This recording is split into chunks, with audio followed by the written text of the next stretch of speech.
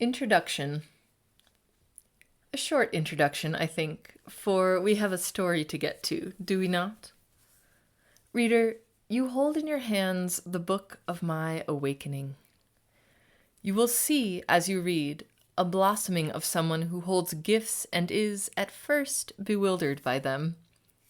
Over time, I am happy to say, she learns to claim them.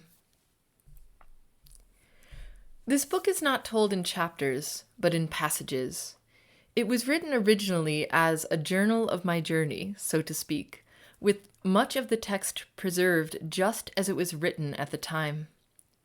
This is a chronicle of my travels within and through some of the most beautiful, most mystical places on earth.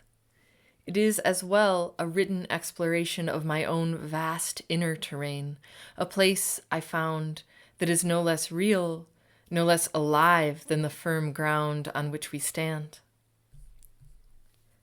The first part of this book was written in France, in a small bucolic valley of the Burgundy region, within constant sight of the Basilica de Marie Madeleine, that is, the Basilica of Mary Magdalene. This is not a dissertation on what is known or not known about her, but a description of the personal relationship I formed with her, how she taught me, guided me, and led me from a place beyond understanding into a deeper knowing of myself, my gifts, and my own, if you will, raison d'être. I had originally moved to France to write a book with a woman who lived there. In the end, though, that book was only a very small part of my experience.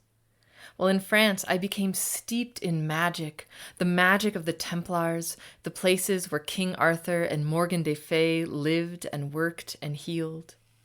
I walked the very paths that Mary Magdalene walked so long ago.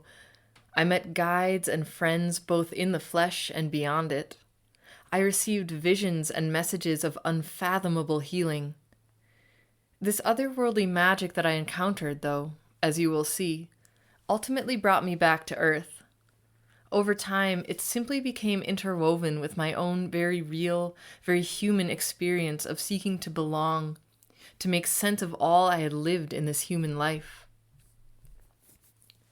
In part 2, I journey through Scotland, which is the land of my distant ancestors. I began in the Schiehallion region and then fanned out to the far-flung Hebrides and to Mull and Iona. Each place, as you will see, holds many secrets of the Fae and of the earth herself. In these places, the veil is thin, and the magic of inner earth seems to shine, to beckon from just beneath the surface of things. It was here that I began to believe, truly believe, the beautiful, fantastical visions of my heart. I began to claim the antecedents of my soul and blood, and then I began to claim my destiny. What those antecedents are and what that destiny is, you will have to read to find out. However, reader, I can promise you this.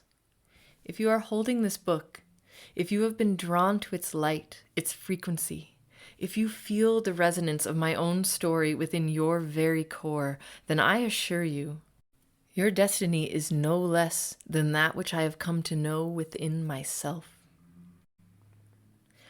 So, let us begin.